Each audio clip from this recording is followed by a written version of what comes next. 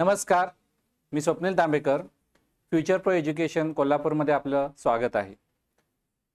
SBI मध्ये काम करण्याची यावर्षी सुवर्ण संधी तुम्हाला आलेली आहे. ज्युनियर असोसिएट ही जी पोस्ट आहे याचं नोटिफिकेशन आलेलं आहे आणि ज्युनियर असोसिएट म्हणजेच क्लेरिकलची पोस्ट आहे. याचे डिटेल्स या व्हिडिओमधून आपण बघणार आहोत. त्यामुळं हा व्हिडिओ शेवटपर्यंत बघा आणि हा व्हिडिओ बघितल्यानंतरच अप्लाय करा. तर हे जे नोटिफिकेशन आहे हे SBIच्या वेबसाईटवर तुम्हाला मिळून जाईल. त्याचं लिंक तुम्हाला मी डिस्क्रिप्शन बॉक्समध्ये देईनच. ही जी रिक्रुटमेंट आहे ह्याचे डिटेल्स, महत्त्वाचे पॉईंट्स आपण बघूया. Important dates. तर लास्ट डेट टू अप्लाय जी आहे ही 26 ऑगस्ट आहे. 26 ऑगस्टपर्यंत तुम्ही वाट बघू नका. शेवटपर्यंत वाट बघितला तर मे बी शेवटी फॉर्म भरायला प्रॉब्लेम येऊ शकतो. एक्सटेन्शन मिळेल की नाही हे सांगू शकत नाही. त्यामुळे लवकरात लवकर हा फॉर्म तुम्हाला भरायचा आहे. त्यानंतर ऑनलाईन एक्झामिनेशन होते, याची प्रिलिम, मेन्स आणि त्याच्यानंतर लँग्वेज प्रोफिशियन्सी टेस्ट, असे 3 टप्पे आहेत. प्रिलिम जी असते ही सप्टेंबर 2025 मध्ये होणार आहे. जी मुलं प्रिलिम पास होतील तीच फक्त मेन्सला जातील. त्या मुलांची मेन्स नोव्हेंबर 2025 मध्ये होणार आहे. मेन्स झाल्यानंतर रिझल्ट लागेल आणि रिझल्ट लागल्यानंतर एक टेस्ट होणार जी यावर्षी नवीन ऍड केलेली आहे, ती म्हणजे लँग्वेज प्रोफिशियन्सी टेस्ट. ही जी लँग्वेज प्रोफिशियन्सी टेस्ट होती ही या आधी नव्हती. ही जॉईनिंग झाल्यानंतर लँग्वेज प्रोफिशियन्सी टेस्ट होत होती. यामध्ये त्या राज्याची जी लोकल लँग्वेज आहे त्याच्यामध्ये तुम्ही प्रोफिशियंट असणं गरजेचं आहे. आणि ही तुम्ही ज्या स्टेटला अप्लाय करता त्या प्रत्येक स्टेटच्या लोकल लँग्वेज फिक्स आहेत. याबद्दलचे डिटेल्स तुम्हाला नोटिफिकेशनमध्ये मिळतील. जसं महाराष्ट्रामध्ये अप्लाय करायचं असेल तर तुम्हाला मराठी येणं गरजेचं आहे. मराठी ही लोकल लँग्वेज आहे. जर तुम्ही कर्नाटकमधून अप्लाय केला तर ऑब्व्हियसली कन्नड येणार, आणि जर तुम्ही गुजरातमध्ये अप्लाय केला तर गुजराती येणार. गोव्यामध्ये अप्लाय केला तर कोकणी ही जी भाषा आहे ही लोकल लँग्वेज असणार आहे. सो ती लोकल लँग्वेज तुम्हाला लिहायला, बोलायला आणि वाचायला आली पाहिजे. आणि यासाठी आधी जॉईनिंग झाल्यानंतर टेस्ट होत होती. SBI ॲक्च्युली आधीच घ्यायची आणि SBI आधीच घ्यायची आणि यावर्षी नोटिफिकेशनमध्ये टाकलेलं आहे. म्हणजे ही स्ट्रिक्टली होणार आहे. याआधी SBI घ्यायची आणि डिस्क्वालिफाय करायची. यावर्षी नोटिफिकेशनमध्ये टाकलंय त्यामुळे ही खूपच स्ट्रिक्टली होणार आहे. आणि ही लँग्वेज तुम्हाला सिलेक्ट करायची आहे. म्हणजे तुम्ही जर महाराष्ट्राला अप्लाय केला तर ऑब्व्हियसली मराठी तुम्ही सिलेक्ट करणार. कर्नाटकला केला तर कन्नड तुम्ही सिलेक्ट करणार. अप्लाय करतानाच तुम्हाला लँग्वेज प्रोफिशियन्सी टेस्टची लँग्वेज सिलेक्ट करायची आहे. आता वॅकन्सीज किती आहेत? वॅकन्सीज यावर्षी जर तुम्ही बघितला तर इथं सगळं डिटेल्समध्ये दिलेलं आहे. वॅकन्सीज टोटल ज्या आहेत ह्या जवळपास 5180 ह्या अधिक ह्या 403 बॅकलॉगच्या वॅकन्सीज इकडे बॅकलॉगच्या आहेत. ह्या रेग्युलर वॅकन्सीज आहेत. म्हणजे जवळपास 5500 वॅकन्सीज तुम्हाला अवेलेबल आहेत.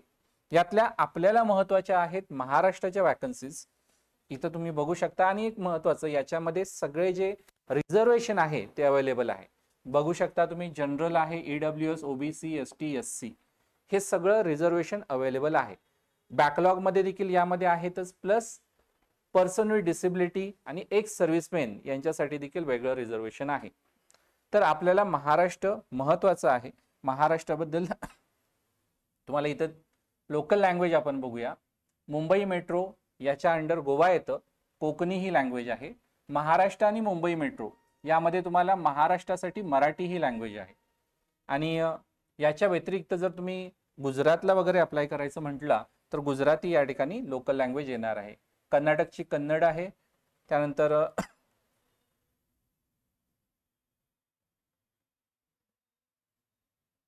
मध्य प्रदेशची हिंदी बऱ्याच ठिकाणी आहे. हिंदी तुम्ही लोकल लँग्वेज घेऊ शकता. काही ठिकाणी कसं असतं की 2 लँग्वेज असतात, तेलुगू आणि उर्दू. मग तुम्हाला त्यापैकी कुठली तरी अप्लाय करताना सिलेक्ट करावी लागते. महाराष्ट्रासाठी काही प्रॉब्लेम नाही आहे. ओके. सो अजून कुठली? दिल्लीची हिंदी आहे. अप्लाय करायचं असेल तर, अदरवाईज अप्लाय करायचं नसेल तर काही प्रॉब्लेम नाही. झारखंडची देखील हिंदी आणि संताली 2 लँग्वेजेस आहेत. ओके. तर महाराष्ट्रासाठी, महाराष्ट्रामध्ये 2, आता हे सर्कल असतात, स्टेट वाईज नसतं हे. एका वेळी तुम्ही एकाच सर्कलला अप्लाय करू शकता, 2-2 सर्कलला अप्लाय करू शकत नाही. जसं आपल्या इथं महाराष्ट्र मुंबई मेट्रो हे महाराष्ट्रासाठी सर्कल आहे. तुम्हाला अप्लाय करताना हे 2 पर्याय येतात, महाराष्ट्र आणि मुंबई मेट्रो. तुम्ही पहिला प्रेफरन्स जो असतो तो महाराष्ट्राला द्यायचा आणि दुसरा प्रेफरन्स जो असतो हा मुंबई मेट्रोला द्यायचा. हे बरेच जणांचा हा डाऊट असतो, हा मी आत्ताच क्लिअर करत आहे. महाराष्ट्र म्हणजे रेस्ट ऑफ महाराष्ट्र तुमचं जॉईनिंग असणार आणि मुंबई मेट्रो म्हणजे पहिलं पोस्टिंग तुमचं मुंबई मेट्रोमध्ये असणार. ऑब्व्हियसली मुंबई मेट्रोमध्ये गेला याचा अर्थ तुम्ही नंतर महाराष्ट्रामध्ये इंटर सर्कल ट्रान्सफर घेऊ शकता, त्याचा काय प्रॉब्लेम नाही आहे. मुंबई मेट्रोमध्ये गोवा हे एक आहे, त्यामुळे अप्लाय करताना व्यवस्थित अप्लाय करा. महाराष्ट्र मुंबई मेट्रो जिथं दिसेल त्याला तुम्ही सिलेक्ट करा जर तुम्ही पर्टिक्युलरली महाराष्ट्राला अप्लाय करणार असाल तर. गोव्याला असेल तर मुंबई मेट्रो हे सर्कलचं नाव आहे, लक्षात घ्या. ही दोन्ही सर्कलचे नाव असतील तिथंच अप्लाय करायचं आहे. त्यानंतर बेंगलोर सर्कलला कर्नाटका येतं. कर्नाटका म्हणजे कन्नड आपली तिथली लँग्वेज असणार आहे. वॅकन्सी जर बघितल्या तर महाराष्ट्रासाठी 476 जागा आहेत, 476 अधिक बॅकलॉगच्या भरपूर आहेत. यावेळी बॅकलॉगच्या महाराष्ट्रामध्ये 168 जागा आहेत. म्हणजे जवळपास किती होतात या 644 जागा होतात. एवढ्या जागा आपल्याला अवेलेबल आहे. आता यामध्ये तुम्ही बघू शकता की बॅकलॉग मध्ये SC ST OBCच्या जागा भरपूर आहेत, ज्या इकडे ऍड होणार आहेत SC ST OBC मध्ये. त्यामुळे एक चांगली अपॉर्च्युनिटी आहे. तुम्ही ज्या कॅटेगरीमधून आहात त्याच कॅटेगरीला अप्लाय करा. जनरलच्या जागा जास्त आहेत म्हणून तुम्ही जनरलला अप्लाय करू नका, कारण तुमची कॅटेगरी कोणतीही असू दे, सगळेजण बाय डिफॉल्ट पहिल्यांदा कॉम्पिटिशन मध्ये असतात जनरलच्या जागेसाठी. सो ओबीसीच्या कॅन्डिडेटने जर जनरलचा कट ऑफ क्लिअर केला तर त्याचं जनरलमध्ये सिलेक्शन होतं, हे लक्षात घ्या. ओके, कर्नाटकमध्ये 270 जागा आहेत. गोव्यामध्ये टोटल 14 जागा आहेत. गोव्यामध्ये जागा कमी जरी असल्या तरी कट ऑफ हा आपल्या महाराष्ट्र एवढाच लागतो, मे बी काही वेळा कमी देखील लागतो. त्यानंतर सगळ्यात महत्वाचं पगार किती आहे, इमोल्युमेंट. तर SBI ज्युनियर असोसिएटला मेट्रो सिटीमध्ये 46,000 in hand plus 2 additional increment मिळून साधारण 50,000 सॅलरी आहे मेट्रो सिटीमध्ये. बाकीचे मग 45 ते 50 या रेंजमध्ये सॅलरी मिळते. सॅलरी चांगली आहे. एका कुठल्या तरी सर्कलला तुम्ही अप्लाय करू शकता, एकाच सर्कलला अप्लाय करू शकता. मगाशी मी सांगितल्याप्रमाणे महाराष्ट्र/मुंबई मेट्रो याला अप्लाय करा जर तुम्ही महाराष्ट्राला अप्लाय करणार असाल तर. मुंबई मेट्रो म्हणजे गोवा जातं. तुम्हाला लँग्वेज सिलेक्ट करताना लक्षात येईल जर मिस्टेक झाली तर. त्यानंतर इलिजिबिलिटी क्रायटेरिया हा सगळ्यात बिगेस्ट एक महत्वाचा पॉइंट आहे, खूप काळजीपूर्वक बघा. एजची जी तारीख आहे ही आहे 1 एप्रिल 2025. त्यामुळे जे यावेळी ज्यांचं वय मॅक्सिमम 28 असेल, म्हणजे थोडक्यात 20 ते 28 या रेंजमध्ये असतील तेच अप्लाय करू शकतात. तारीख तुम्हाला घ्यायची आहे 2025 म्हणजे 1 एप्रिल 2025 ही. याच्यामधून तुमचं बर्थ इयर मायनस करा, किती एज येतं बघा. याच्यामध्ये जर येत असेल तर तुम्ही अप्लाय करू शकता 20 ते 28. यामध्ये जनरलसाठी 28 आहे, ओबीसी साठी 3 वर्षांनी रिलॅक्सेशन 31, SC ST साठी 33. त्यानंतर एज्युकेशन क्वालिफिकेशनची डेट महत्वाची आहे. डेट आहे 31/12/2025. 31 डिसेंबर 2025 पर्यंत तुमचा रिझल्ट लागला पाहिजे. थोडक्यात जर तुमचा रिझल्ट अजून लागला नसेल तर तुम्ही अप्लाय करू शकता, मात्र तुमचा रिझल्ट 31 डिसेंबर 2025 पर्यंत लागला पाहिजे, म्हणजे याच्यानंतरच तुमचं जॉईनिंग आहे. म्हणून डिग्री ही कुठल्याही डिसिप्लिन मधून चालू शकते, कॉमर्सच पाहिजे असं काही नाही. BCom BSc हॉटेल मॅनेजमेंट तुमची डिग्री चालून जाईल रेकॉग्नाइज युनिव्हर्सिटी मधून, पर्सेंटेजची अट नाही. त्यानंतर ऍप्लिकेशन फी किती आहे, तर यासाठी ऍप्लिकेशन फी ही जनरल ओबीसी आणि EWS साठी 750 रुपये आहे, 750 रुपीज. आणि बाकीच्या कॅटेगरीसाठी फी नाही, म्हणजे SC ST person with disability ex serviceman यांना फी नाही, फक्त तुम्हाला अप्लाय करायचं आहे. एक्झामिनेशनचं स्ट्रक्चर बघूया आपण. एक्झामिनेशनच्या स्ट्रक्चरमध्ये प्रिलिम आणि मेन्स असे 2 एक्झाम्स होणार आहे. त्यानंतर लँग्वेज प्रोफिशियन्सी टेस्ट होणार आहे. प्रिलिम मध्ये काहीही चेंजेस नाही आहेत. ही जी एक्झाम होणार आहे, ह्यामध्ये तुमची जी लोकल लँग्वेज असते ती देखील एक डिफॉल्ट लँग्वेज असते, प्लस इंग्लिश देखील तुम्हाला मिळते. त्यामुळे तुम्हाला डिफॉल्ट लँग्वेज सिलेक्ट करावी लागेल अप्लाय करताना. ऑब्व्हियसली जर तुम्ही महाराष्ट्राला अप्लाय केलं तर डिफॉल्ट लँग्वेज तुमची मराठी येणार, कर्नाटकला अप्लाय केलं तर कन्नड येणार, प्लस मराठी देखील असणार आहे. त्यामुळे मराठीमधून ज्यांचं प्रिपरेशन झालेलं आहे त्यांना मराठीमध्ये पेपर बघायला मिळेल, मात्र इंग्लिश सेक्शन हा इंग्लिशमध्ये असेल.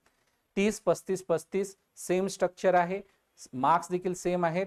इथं सेपरेटली टाइम प्रत्येक सेक्शनला 20-20 मिनिटाचा आहे, 1 तास टोटल वेळ आहे. निगेटिव्ह मार्किंग आहे, रॉंग आन्सर असेल तर 1/4 म्हणजे -0.25 होतील, सिलेक्ट केलं आणि रॉंग आन्सर आलं तर.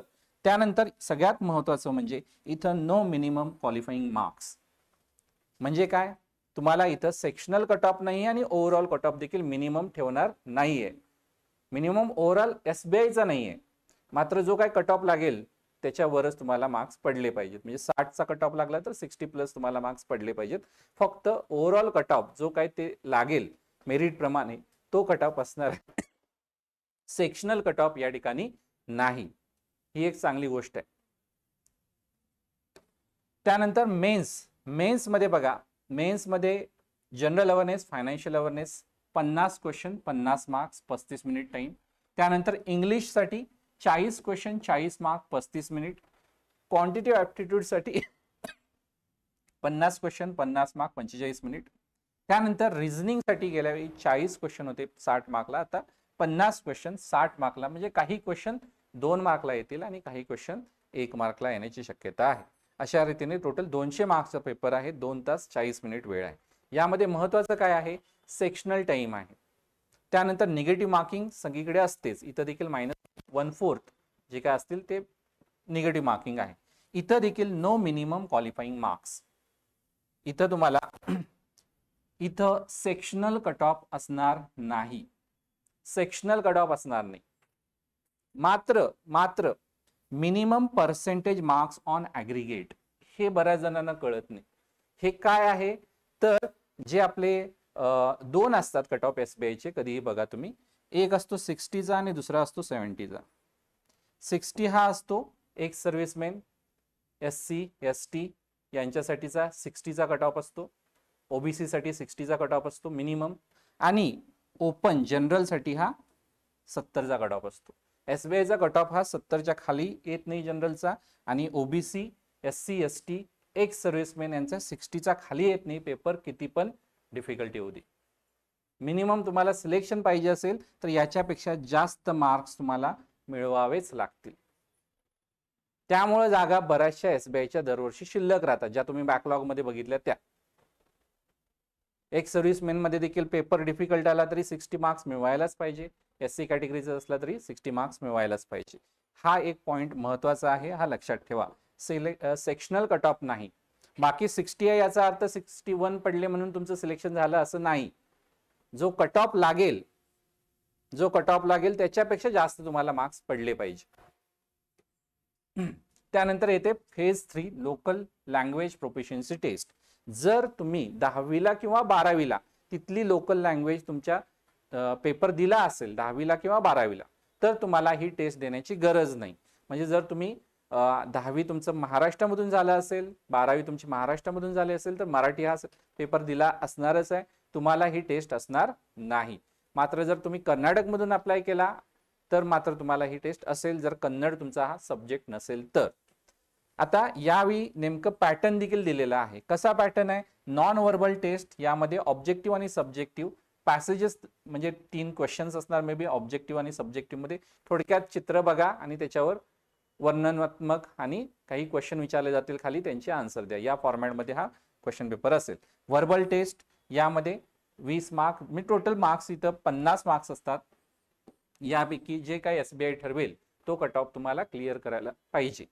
आणि हे लक्षात घ्या, ही कुणाला असणार आहे, ज्यांचा लोकल लँग्वेज 10वीला किंवा 12वीला सब्जेक्ट नव्हता त्यांच्यासाठीच ही टेस्ट असणार आहे. आणि जर या टेस्टमध्ये अशी मुलं फेल झाली तर या प्रोसेसमधून डिस्क्वालिफाय होणार. याचे मार्क्स हे क्वालिफाईंग आहेत, याचे मार्क्स तुमच्या सिलेक्शनवर मॅटर करणार नाहीत, सिलेक्शनवर इम्पॅक्ट करणार नाहीत. फायनल सिलेक्शन हे तुमचं फक्त आणि फक्त मेन्सच्या मार्क्सवर अवलंबून आहे. त्यानंतर अप्लाय करायच्या अगोदर तुमच्याजवळ काय असलं पाहिजे, तर तुमचा फोटोग्राफ असला पाहिजे स्कॅन केलेला, सिग्नेचर असली पाहिजे, जे IBPS PO क्लर्कला होतं तेच आहे, लेफ्ट थंब इम्प्रेशन हे देखील असलं पाहिजे जे तुम्ही IBPS PO क्लर्कला घेतलं होतं ते. हँड रिटन डिक्लेरेशन हे IBPS PO क्लर्कचं नाही, थोडंसं वेगळं आहे. हे वेगळं काय आहे हे मी डिटेलमध्ये दिलेलं आहे. बरीच मुलं हे IBPS PO क्लर्कचा अपलोड करतात, त्यामुळे त्यांना नंतर प्रॉब्लेम येऊ शकतो किंवा फॉर्म परत मग रिपीट भरावा लागतो. त्यामुळे हे लक्षात ठेवा की इथं जे हँड रिटन डिक्लेरेशन आहे हे IBPS PO क्लर्कपेक्षा थोडंसं वेगळं आहे. हे तुम्हाला परत नोट डाऊन लिहून घ्यावं लागेल आणि ते स्कॅन करून अपलोड करावं लागेल. ओके. त्यानंतर एक्झाम सेंटर महाराष्ट्रातली प्रिलिम आणि मेन्सची सेमच आहेत. बघू शकता तुम्ही ऑलमोस्ट सगळे महत्वाचे जिल्हे या ठिकाणी कव्हर झालेले आहेत. पश्चिम महाराष्ट्राचा विचार केला तर कोल्हापूरमध्ये आहे, त्यानंतर सांगलीमध्ये देखील आहे, सातारा, सोलापूर, कुठेही तुम्ही अप्लाय करू शकता. एक सेंटर तुम्ही सिलेक्ट करा, प्रिलिमचं देखील तेच करा, मेन्सचं देखील तेच करा. तुम्हाला पुण्याला मेन्सला जाण्याची आवश्यकता नाही. त्यानंतर FAQs, जी मुलं प्रश्न विचारतात, फ्रिक्वेंटली आस्क्ड क्वेश्चन, ते बघूया. कास्ट किंवा EWS सर्टिफिकेट बद्दलचा प्रश्न. कास्ट आणि EWS सर्टिफिकेट जे आहे, आता यामध्ये कास्टमध्ये OBC हे non criminal certificate central government फॉर्मॅटमध्ये असलं पाहिजे. EWS सर्टिफिकेट देखील सेंट्रल गव्हर्नमेंट फॉर्मॅटमध्ये असलं पाहिजे. हे जे सर्टिफिकेट आहे हे दरवर्षी नवीन काढावं लागतं. ते व्हॅलिड असतं 31 मार्च पर्यंत. त्यामुळे 31 मार्चच्या आधीचं, 31 मार्च 2025च्या आधीचं जर सर्टिफिकेट असेल तुमच्याजवळ तर परत तुम्हाला नवीन काढावा लागेल सेंट्रल गव्हर्नमेंटच्या फॉर्मॅटमध्ये. कुठल्याही जवळच्या महा ई सेवा केंद्रामध्ये जा आणि त्यांना सांगा की मला सेंट्रल गव्हर्नमेंट फॉर्मॅटमध्ये EWS किंवा OBC सर्टिफिकेट पाहिजे. ते तुम्हाला प्रोव्हाइड काय डॉक्युमेंट आणायचे ते सांगतील आणि तुम्हाला तयार करून देतील. त्यामुळं आठवणीने हे सर्टिफिकेट आत्ता काढून ठेवा, सगळ्या एक्झामला लागणार आहे. आत्ता तर अपलोड करायचं नाही आपल्याला, पण तुम्हाला डॉक्युमेंट व्हेरिफिकेशनच्या वेळी लागणार आहे. त्यामुळे आठवणीने हे तुम्ही सर्टिफिकेट काढून ठेवा. SC सर्टिफिकेट जे आहे ते सेंट्रल गव्हर्नमेंटच्या फॉर्मॅटमध्ये नसलं तरी चालतं, पण काढून ठेवलं तर माझ्या मते बेटर राहील. कधी ना कधीतरी ते तुम्हाला उपयोगी पडेल. प्लस यामध्ये SC कॅटेगरीसाठी अजून एक महत्वाची इन्स्ट्रक्शन आहे. नीट ज्यांनी वाचले नोटिफिकेशन त्यांच्या लक्षात येईल. तुम्ही एका राज्यामध्ये SC कॅटेगरीमध्ये येता पण दुसऱ्या राज्यामध्ये तुम्ही SC कॅटेगरीमध्ये येत नाही, असं असलं तरी तुमचा SC कॅटेगरी जे आहे त्याचा आरक्षणाचा लाभ तुम्हाला मिळतो. हे लक्षात घ्या. मात्र तुमच्याजवळ ते सर्टिफिकेट असलं पाहिजे. जर सर्टिफिकेट नसेल तर नॅशनल कमिशन फॉर SC जे आहे याला तुम्ही डायरेक्ट अप्रोच करू शकता. त्यानंतर जर फॉर्म फिल करताना मिस्टेक झाली तर यावेळी SBIने काही करेक्शन विंडो देऊ की नाही हे मेन्शन केलेलं नाहीये. त्यामुळे करेक्शन विंडो अवेलेबल होईल असं काही सांगू शकत नाही. पण जर तुमचं काय मिस्टेक झाली तर परत एकदा तुम्हाला हा फॉर्म फिल करायला पाहिजे. त्यामुळं फॉर्म भरतानाच व्यवस्थित फॉर्म भरा, कुठलीही मिस्टेक करू नका. अदरवाईज तुम्हाला परत एकदा फॉर्म फिलअप करावा लागतो. जर तुम्ही मल्टिपल फॉर्म फिल केले तर जो लेटेस्ट फॉर्म भरलेला असतो तो व्हॅलिड असतो. हे लक्षात ठेवा. त्यानंतर पेमेंट फेल्युअर, फॉर्म भरताना फॉर्म सगळा भरून झाला, भरल्यानंतर तुम्ही अप्लाय केल्यानंतर UPIने पेमेंट बरेच जण करतात आणि मग UPIने पेमेंट झाल्यानंतर पैसे कट होतात, पण लॉग इन केल्यानंतर तुम्हाला दिसतं की अजूनही पेमेंट स्टेटस पेंडिंग दाखवतो. अशा वेळी काय करायचं, अशा वेळी परत पेमेंट करायचं. यावेळी तुम्ही डेबिट कार्डने करा, ATM कार्डने करा. जे आधी पैसे कट झालेले आहेत ते तुम्हाला रिटर्न मिळतील, एक आठवड्याभरामध्ये रिटर्न मिळतात. त्यामुळे जनरली तर मी सांगेन तुम्ही UPI यूज करू नका, त्याच्यापेक्षा तुम्ही ATM कार्ड यूज केलं तर बेटर राहील. त्यानंतर मेल मेसेज नॉट रिसिव्ड. बरेच जण म्हणतात की मी अप्लाय केलं त्यावेळी मला मेल आला. तुम्ही रजिस्ट्रेशनचा मेल लगेच येतो, मेसेज देखील लगेच येतो, पण तुमचा फॉर्म कंप्लीट केला, पेमेंट कंप्लीट केल्याचा मेसेज यायला थोडा उशीर होऊ शकतो. पॅनिक होऊ नका. लॉग इन केल्यानंतर तुम्हाला दिसतोच तुमचा स्टेटस. जर तुम्ही ऑलरेडी पे केलं असेल तर स्टेटस तसा दिसून येईल, पेमेंट पेड म्हणून स्टेटस दिसून येईल. तसा स्टेटस दिसून आला तर घाबरायचं काही कारण नाही, तुम्हाला नंतर उशिरा थोडा मेल मिळून जाईल.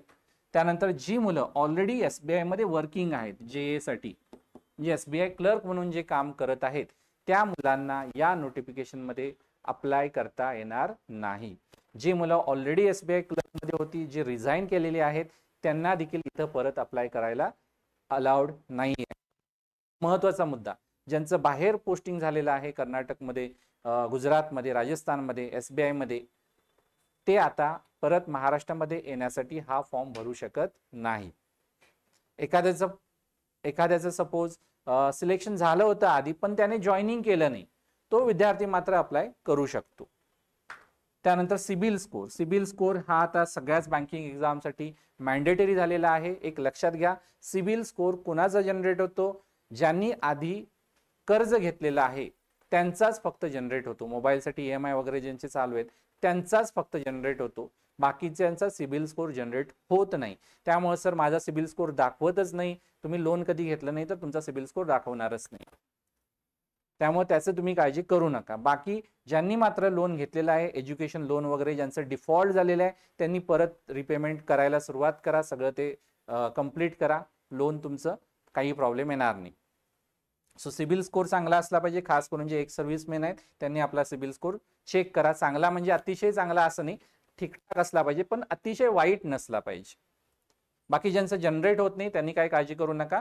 चेक करायचं असेल तर तुम्ही जीपेवर तुम्ही चेक करू शकता सिबिल स्कोर. ओके, महाराष्ट्राला अप्लाय करायचं की कर्नाटकला अप्लाय करायचं, हा एक महत्वाचा प्रश्न आहे. नंबर ऑफ वॅकन्सीज बघितल्या तर महाराष्ट्रामध्ये जादा आहे, कर्नाटकमध्ये कमी आहे. पण कर्नाटकचा कट ऑफ हा महाराष्ट्रापेक्षा कमीच लागणार.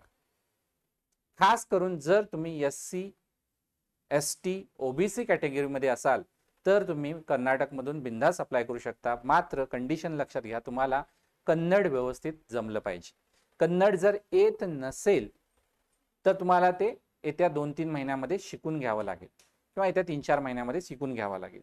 कन्नड शिकणं चॅलेंजिंग आहे, त्यामुळं एकदा तुम्ही विचार करा, व्यवस्थित विचार करा, वेळ घ्या. मी कन्नड शिकू शकतो का, थोडंफार जी सीमा भागात मुलं आहेत त्यांनी ज्यांना कन्नड येतं त्यांच्याशी जरा बोला आणि तुम्ही मग ठरवा की मला महाराष्ट्रामध्ये अप्लाय करायचे की कर्नाटकमध्ये अप्लाय करायचे. कर्नाटकचा कट ऑफ हा महाराष्ट्रापेक्षा कमीच लागेल, हे डोक्यामध्ये पक्क ठेवा. दुसरा पर्याय म्हणजे आहे तुम्ही गुजरातला अप्लाय करू शकता. गुजरातला देखील कट ऑफ कमी लागतो, पण त्यासाठी गुजराती आलं पाहिजे. गुजराती तुम्हाला शिकावं लागेल, LPT तुम्हाला क्लिअर करावी लागेल. त्यामुळे हा विचारपूर्वक निर्णय घ्या. बाकी कन्नड शिकवण्यासाठी बरेच क्लासेस वगैरे आहेत, ते तुम्ही जॉईन करून कन्नड व्यवस्थित करून घेऊ शकता. असा गेल्या वर्षी बऱ्याच आपल्या मुलांचं सिलेक्शन कर्नाटकमधून झालं होतं. त्या मुलांना सगळ्यांची LPT क्लिअर झालेली आहे, काही प्रॉब्लेम नाही आला. नंतर त्या मुलांनी कन्नड शिकून LPT क्लिअर केलेली आहे. LPT सोपी असते. ओके, सो ही जी लँग्वेज प्रोफिशियन्सी टेस्ट आहे ही लक्षात ठेवा, मॅन्डेटरी आहे. जर तुम्ही 10वी-12वीला तो सब्जेक्ट शिकला नसेल तर. आणि ही कधी होणार आहे, ही लँग्वेज सिलेक्शन कधी करायचं आहे तुम्हाला, ऍप्लिकेशन स्टेजच्या वेळी करायचं आहे. ज्यांना 10वी-12वीला तो सब्जेक्ट आहे त्यांना एक्झाम केलेला आहे. आणि कधी टेस्ट ही कंडक्ट होणार आहे, तुमचा मेन्सचा रिझल्ट लागल्यानंतर जॉईनिंगच्या आधी ही टेस्ट कंडक्ट होणार आहे. परत एकदा मी हे रिपीट करून सांगतो. त्यामुळे महाराष्ट्राला अप्लाय करायचं की कर्नाटकाला अप्लाय करायचं, तुम्ही कुठल्या लँग्वेजमध्ये कम्फर्टेबल आहात ते बघा आणि मग अप्लाय करा. कट ऑफ तर ऑब्व्हियसली कर्नाटकचाच कमी लागणार आहे. Okay, thank you. आणि जर काय तुम्हाला डाऊट्स असतील तर तुम्ही कमेंट सेक्शनमध्ये विचारू शकता किंवा टेलिग्रामवर मला डायरेक्ट तुम्ही मेसेज करा. तुमच्या प्रत्येक डाऊटचं सोल्युशन देण्याचा प्रयत्न करेन. थँक्यू.